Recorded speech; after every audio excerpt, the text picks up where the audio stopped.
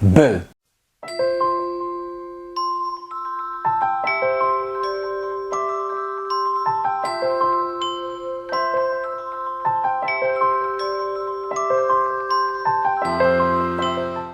Hi guys, it's ALCHEMY. How's everyone doing? Good, I hope. Where do we start? You probably realised that I didn't do a video for quite some time. I'm not sure how much I'm going to go into that. I don't think it's really necessary. That might sound a bit bad. Let's just keep it simple. The last half of last year was not great for many different reasons, which I won't bore you with. However, recently I changed jobs and things are starting to spark again within me, and many people keep saying to me, where are your videos? What's happening? Where have you been? We miss you. So I thought I would ease my way back in with a very nice and easy video, because I feel, first of all, very rusty, out of practice, not so confident. I don't know, there's a lot of things going on, right? Anyway, I hope you all had a really good Christmas and New Year if you celebrate it. If not, I hope you've all been well. This video is one that I do every year, normally in December, but I'm doing it in January. Sorry about that. And it is fragrances I added to my collection in 2022. Now, it is not going to be anywhere near as long or as lengthy or as many perfumes as previous years. Last year was a bit of a weird year just all around. I actually added 12 to my collection. So I thought I'd show you them, because I know you guys like a bit of perfume porn. So there's 12, which is weird because there are 12 months. That's kind of like one a month. So without further ado, I am here. I am going to try to come back to you guys and continue this perfume journey. Without further ado, these are the perfumes I added. Some have come, some have gone. These are the ones that stuck. Let's do it. So the first one, oh, by the way, if you want to see my previous video collections, which are much more lengthy, they're in the description below. There's one that says, it's a playlist link. You can go check it out, okay? So the first one is Telegramma. I got this early on in the year. It's my first and only perfume that I own by Imaginary Authors. It is also my favorite perfume from the brand, period.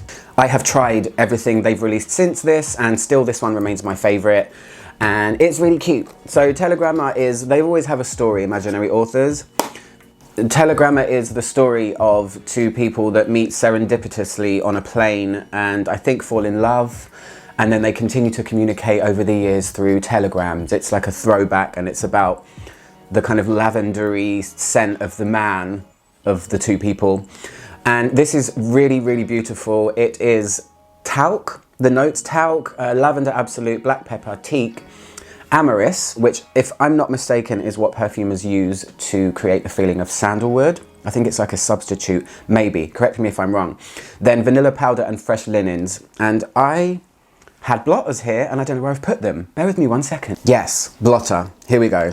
So yeah, this is kind of like a juxtaposed fragrance. For me, it is altogether really rich and soft at the same time. The lavender is quite pronounced. The woody part of it, the teak and those parts of it, I think it's teak, isn't it? Yeah. Really rich woods here, but then it's all blanketed by this kind of talcum powder, soapy linen type smell, and I really like it. When it first goes on, it's bizarre, but then it softens into this lovely cloud of powder. So that's why I wanted it, and it's my only Imaginary Authors. I'm glad I actually have one from them, because I do really like them as a brand, and their bottles are really cute, and it's really green.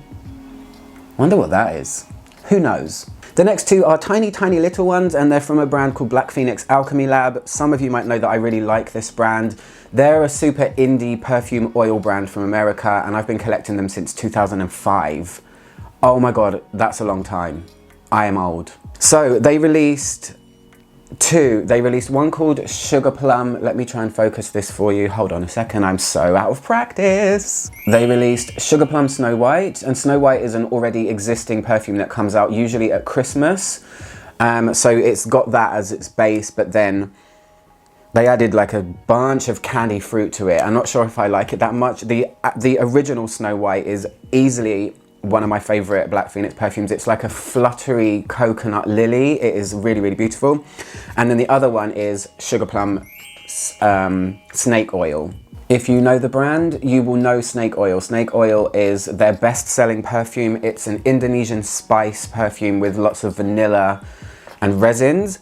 And this one is very much snake oil, but then it's got that candy fruit thing again. It's meant to be sugar plum, right? So it's like a purpley fruit injection into the original snake oil. And I just really like the sound of them, so I got those two. The next one was a gift, and it's like a partial one, and it's Chanel Chance. Hold on. It's the Vive one though. So I have never owned the original Chanel Chance or Chance. I don't want anyone to tell me I'm pronouncing it incorrectly. And this one's really nice. It's got obviously the Chance DNA, but there's a lot of grapefruit in here. I guess these are going to be like mini reviews, so maybe it will be long. I don't know. Maybe you guys want a long video because I haven't been around. I don't know. We're just going to go with it. But yeah, I like it. It's got that Chanel DNA. It's like Chance but brighter. Chance but brighter. So yeah, I really like this one. This was a gift from my perfume fairy godmother. The next one, also from my fairy godmother, is Miss Dior, and it's the original Miss Dior one. So it's the real vintagey Chypre style one, and I actually wore this to bed last night, randomly, when I was pulling these perfumes out thinking, do you know what, I'm gonna do a video. I'm gonna do a video. Anyway, I put tons of this on when I went to sleep, and I woke up this morning with this kind of dried honey sort of smell all over me, because yeah, I put about 30 sprays of it on. Why not? I'm just here by myself. No one's gonna get offended. So yeah, this is it's not the original formula, but it's the original idea of Miss Dior, and this is one that's probably quite tricky to take for people that aren't used to Chypres, because it is a bold, green, dry, mossy Chypre, or Chypre, shall we say? And I really like it. It's the first time I've actually worn it. Last night, I thought I'll brave it and I'll put it, you know, on while I'm by myself, because I am flowing into like Chypre territory. I'm starting to love them a lot more, and I started with modern ones and I'm now kind of delving into the bit more tricky ones to wear. So yeah, I really like this, and I think it's really cute too. The bottle is nice too, isn't it? So yeah, that one. The next one was sent to me by one of my favorite English perfumers called Ruth Mastenbroek. Two of her perfumes I have talked quite a lot about on my channel, but they released these new style ones that are separate from their main line, and they're all about naturalistic feelings. They're all about lavender and mint, and this one is called Gaia, and this one is centered around, I think it's Roman blue chamomile. They sent me this one, and let me just get it out of the box. I actually completely ruined the box when I got it. I tore it open so fiercely that I just ruined it. So this is Gaia. It's a pale kind of, it was blue. Why is it not blue anymore? Something happened. Anyway, it's chamomile more. It's meant to be like a calming, it's kind of got this like baby powderish feeling, because chamomile can be a bit eek, I think. It can be a little bit skanky sometimes, chamomile. It's got like this weird, rough, kind of astringent feeling to it, but this is really delicate. It's really calming. I know chamomile is calming anyway, but the fragrance is something that I have worn to bed actually a few times rather than out. And I think I got this around springtime, and I did wear it a couple of times in spring, and it was really nice. So it's a new venture for Ruth Mastenbroek, and I really like them as a brand. Her perfume Signature and her perfume Amorosa, outstanding. I love both of them. But yeah, cute one. The next one actually has quite a story attached to it, and I will tell you if you care to listen. If you don't, I guess you can just skip to the next little thing on the bottom, you know, those little things, those little markers. Anyway, this one is Law by Serge Lutens, and it won't even fit in the screen. And I'll tell you how I came across this perfume and how it came into my possession. I met with a very young, aspiring perfumer called Frederick Robin from America. I've spoken to him online before. I don't know if you know who he is, but he happened to be visiting England, and we decided to meet and have a chat and sniff some things, and we went and sat by the river, on the River Thames, and it was really nice, although freezing, and I was ill, but that's fine, besides the point. And when he left to go back to America, he got stopped at the airport, and they tried to confiscate a lot of the things that he had purchased, which is really sad. So he messaged me and said, I'm not going to let them take them away from me. Give me your address and I will send you what they're trying to confiscate. And he sent me a parcel of stuff. It had lots of Chanel samples, which was my last video actually that I did 5 months ago, talking about those samples. There was a Le Labo thing in there, but this big bottle was in there too. And I really like Serge Lutens. This is obviously Law. It's very transparent, kind of white, musky, slightly citrus thing. It's like one of those no perfume perfumes. That's what I call them. It's like you're not really wearing something that's distinctly perfumey. It's more like an aura. Am I chatting absolute rubbish? But yeah, I've worn this a few times. It will be a summer thing for me. It's just a freshie. It's a white musk kind of molecule-y freshness with some citruses. So, Law by Serge Lutens. The next one I was really excited to receive. This was actually a gift from a subscriber and it's by a brand called Maison Sybarite. They're really unique perfumes and this brand has a different way of approaching perfumery. So this one is called Opulent Wood. Their bottles look like this. They are completely opaque and kind of matte. And these are alcohol-free perfumes. They don't have any alcohol. The perfume is actually in an emulsion of, I think, olive oil and water and something else, which sounds kind of gross, but it's not. They're almost like milk, and the sprayers, look at that. Ooh, they come out like a mist.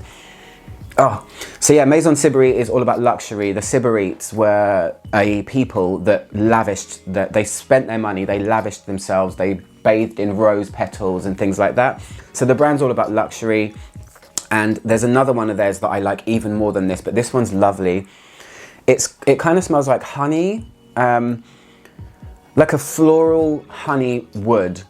It almost smells a bit sticky but light at the same time. It's a really tricky one to describe. It's got that pollen effect. I don't know if that makes sense to any of you, but I'd say that about perfume sometimes. It smells like I'm smelling pollen, like I'm a bee and I'm in like a bunch of flowers with honey. So yeah, Maison Sybarite, they're like milky white perfumes and they're so easy to lavish yourself with because of how they spray. You can just mist yourself with them. So that's Opulent Wood by Maison Sybarite. We're coming towards the end already. The next three were given to me by my new job. And it's by a brand, they're all from the same brand and they're a brand I love. They are called Grossmith London. Saffron Rose by this brand is in my top 10 perfumes ever. These are kind of partially already used ones, but I got 3. So the first one is Hasu no Hana. I don't know if you know this one, guys, but look at the color of this perfume. Oh, it makes me so happy. This is a Japanese inspired perfume. It's about the Japanese lotus lily or something like that. And this one is, Grossmith are very vintage. That's kind of their thing. This came out in, do you know what? I don't even know when, 18 something. I could be getting that completely wrong. I'm not gonna go into that much detail, but it's a true kind of spicy floral Chypre, not dry like the Christian Dior one. It's got a bit more body to it. It's got a bit more of resins going on as well. But yeah, this is a real opulent perfume. And now that I'm getting into Chypres, yeah, good addition to my collection. I love this brand.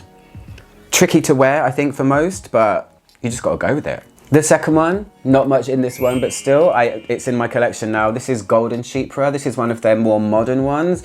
This is another Chypre, obviously. And this one's a lot more focused on citrus. So it's a little bit of a dry Chypre, but it's got a ton of bright citrus in it. It's really nice. I like this one too. Their note lists are quite extensive and I won't bore you with that, but Golden Chypre by Grossmith. And the last one, I actually got 2 of these ones, is Diamond Jubilee Bouquet, which was made for Queen. Yeah, Queenie, rest in peace. This one is a soft, powdery, violety iris. It almost has like a waxy texture. It's very ethereal, this one, and it's almost like you're not really wearing it kind of thing. But yeah, I got 2 of these. The other one is probably filled to about there. But yeah, really lovely brand. And if you ever get to smell Saffron Rose, I have harped on about it many, many times on my channel, probably to the point of boredom for you guys. And the last one is one that I treated myself to at Christmas time. It's the last thing I got this year. I fell into the hype train of this perfume. It was popping up everywhere I looked. So I went to smell it and it was like an impulse buy at a Guerlain event. I went to a Guerlain event at Christmas and it is Shalimar, but it's the new Shalimar. I can't focus the camera. It's the new Shalimar Millesime Tonka. I smelled it and I just said, want. So here she is, it's so cute. I'm a big fan of the original Shalimar anyway. I think it's like, it's the amber, right? It's the classic amber from 1928, whenever it was. And this one kind of does what it says on the tin. It's basically Shalimar with a big dollop of Tonka added in. However, for me, it is less animalic than the original Shalimar. It feels like the civet has been either taken down a whole bunch of notches or it's just not there at all. It is richer, it is more syrupy. The Tonka is, you know, they didn't just call it Tonka and then put a little bit. It's really, really Tonka-y. So it just elevates the whole ambery feeling and it's less powdery as well. It's beautiful. What's not to like about Shalimar with Tonka added in? I mean, yeah, the guy was like, we've only got a few left. And you know, when people say that, you go, okay. So yeah, I treated myself to this little beauty. And that is the last thing I added to my collection in 2022. Not nearly as much as before, as I said, but those are my ones. That's what happened. That's what was occurring in 2022. So anyway, that's it, guys. I hope you are happy to see me back. I'm gonna try and, you know, roll with the punches, and I've got things that I want to review, but I don't want to overwhelm myself. So yeah, I hope you guys have been good. I'm Ouch110. Trying to make the world smell better, one video at a time. I'll see you guys soon. Goodbye. Mwah.